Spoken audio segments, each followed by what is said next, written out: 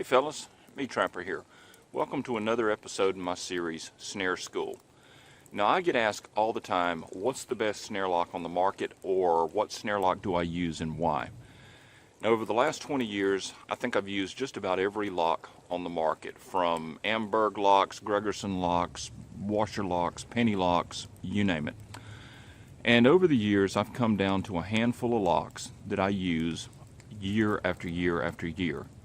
Now, no lock is perfect, and every lock has its advantages and disadvantages.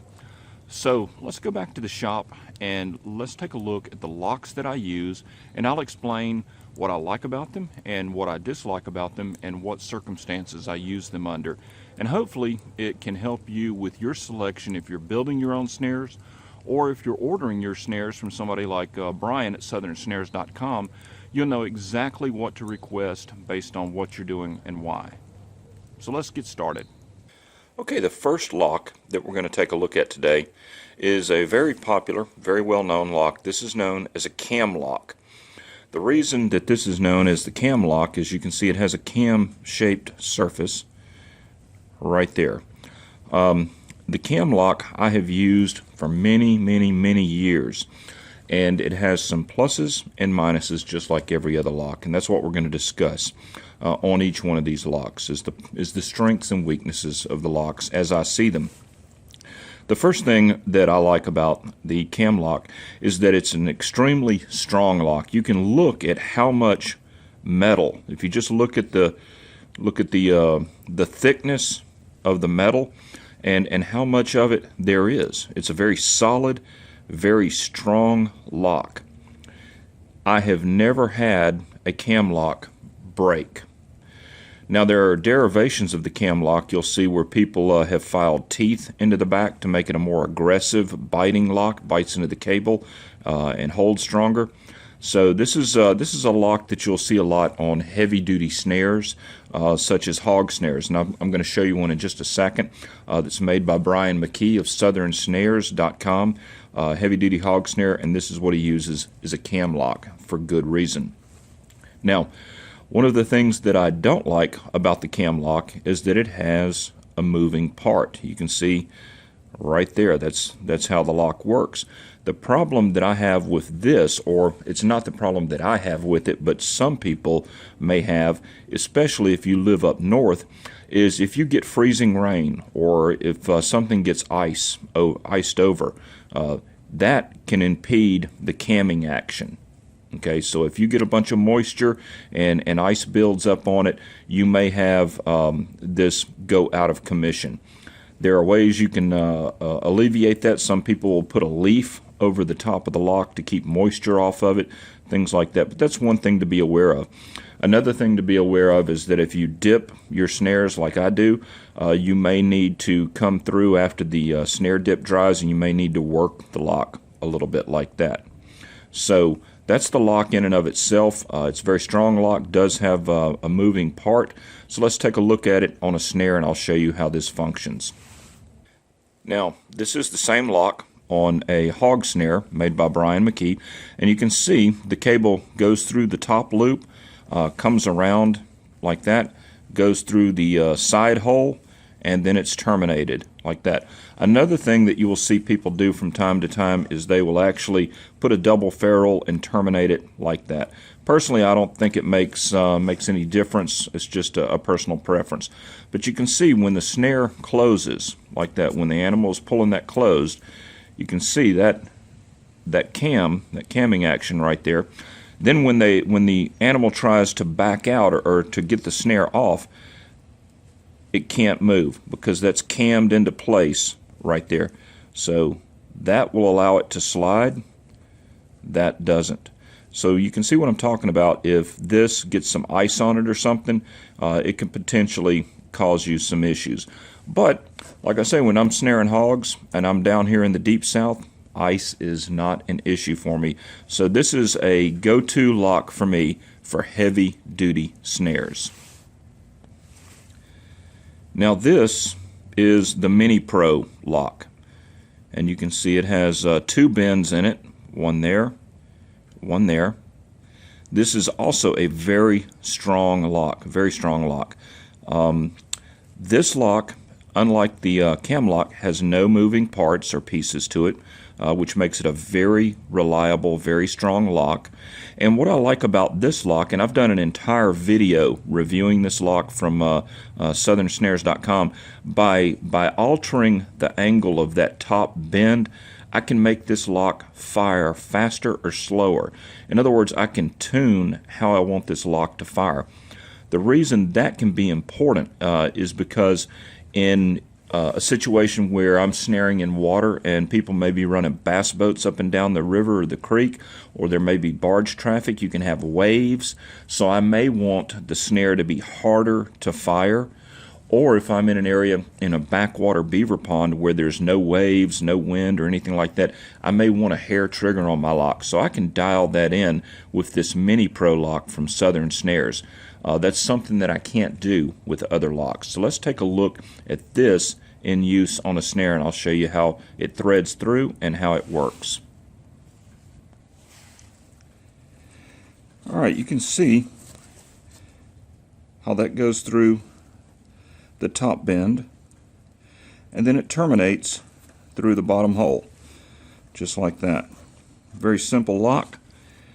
When the animal pulls the loop shut, and then when it tries to back up,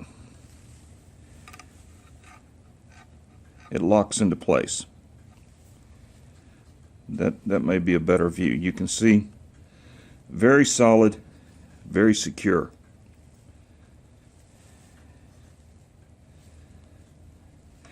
And what I was talking about, to tune this lock, and you can watch the video that I made on the whole lock, but by compressing that angle together, it will make the lock fire faster, and by spreading that angle out, it will make the lock fire slower. So it'll make it more wave and wind resistant.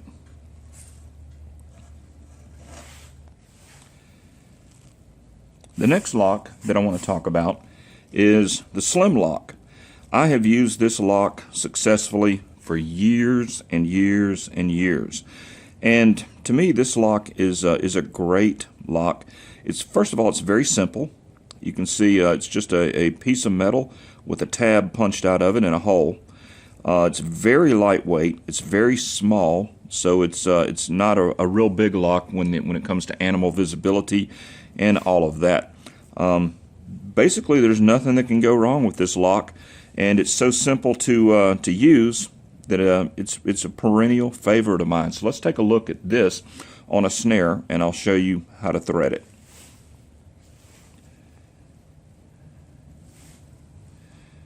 You can see, very simple. The lock is oriented vertically on your snare. The snare comes through the top portion with the tab portion facing to the end of the snare. Your loop is formed, and then it's bent back through that bottom hole, just like that. And when the animal pulls the snare shut, the loop is going to tighten, and you can very easily see that is not going to open up. Now, as I said, every lock has its advantages and disadvantages. In my opinion, the advantage of this lock is that it's very lightweight, very small, very hard to see. The disadvantage is that sometimes this hole right here, after a few catches, this top opening can get wallered out, and then you end up having to bend this tab a little bit back and forth. And so from my experience, it's not quite as strong a lock as, say, the cam lock. But to me, that's a really minor thing to the point of hair splitting or nitpicking. And for my money, if you're using the slim lock, you're not going to go wrong. I really can't find anything to criticize about that lock. Now, the next lock that I want to talk about is something like this. This is basically known as a C lock, because you can see it is shaped kind of like a C. There are other names for this. You can go through all the trapping catalogs, and everybody's got a different name for it. But the basic idea is the same. It's very much like the slim lock without the tab and with a little bit of bend put in it. You can see these are very similar. It's just that one's got a curve in it, this one's flat, and this one has a locking tab, and this one does not have a locking tab. This lock, the C-lock, is one of the best relaxing locks that I've ever used. Now, a relaxing lock is a snare lock that when the animal stops pulling, not only will the lock stop locking up, but it's free to slide open. It's more like a choke chain on a dog. If the dog pulls, the chain starts to choke the dog. If the dog lets off, the chain loosens up a little bit and doesn't choke the dog. If you live in a state that mandates relaxing locks, this is something that you might want to take a look at right here. Let's take a look at this on a snare, and I'll show you what I mean by a relaxing action. Okay, you can see there's your C-lock. Snare goes through the top hole, then comes through the bottom hole and terminates. It's about as simple as you can get.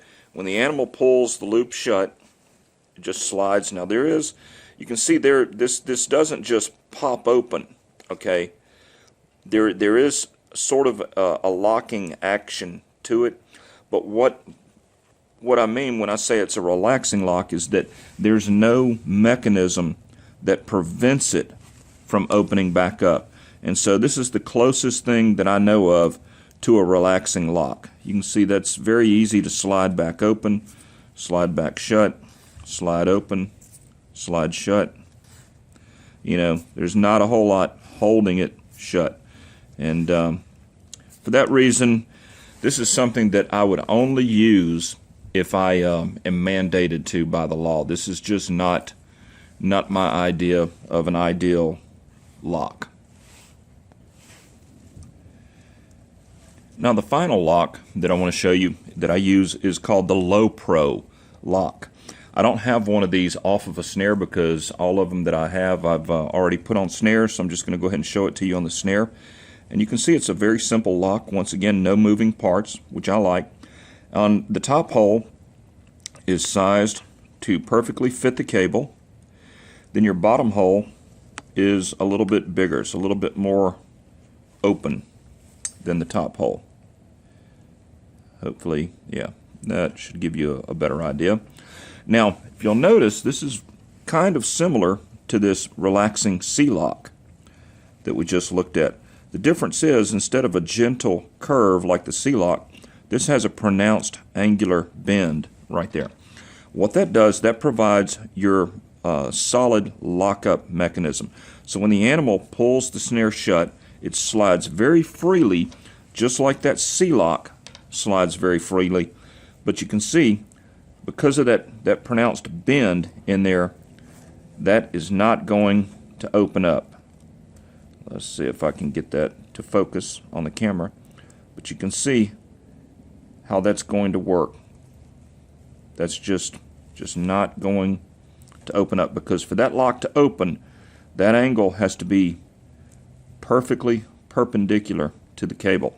So what I like about the Low Pro lock is that it's a very fast firing lock, very simple lock, but most of all, this lock is made out of hardened steel, so I find that this lock can be used and reused a lot of times before that hole starts to get wallowed out right there, because that's the critical part for the locking mechanism. To the downside of this lock, if you had any ice on your cable, since that hole is perfectly sized, hopefully that'll focus, if you have any obstructions on your cable, then that's going to interfere with the operation of the lock. So if you had ice build up right here and the animal hit that, it would stop, because it's got to be perfectly clean for it to go through there. But like I say, in the deep south here, ice is just not something that I fight with a lot. And really, there is no best snare lock. It depends on what you're snaring, where you're snaring, and what your personal laws and regulations in your area are. If you've got to use a relaxing lock, that really ties your hands, and you're down to one of those type of C-locks. If you're going after a big game, heavy game, hard pulling game, I like a big aggressive cam lock. But for everyday use, the Mini Pro is good if you're in windy or rough conditions. I like the Slim Lock, and I like that Low Pro lock as well, just for regular beaver trapping in the water. So anyway, I hope this was useful, and thank you for watching. We'll see you next time.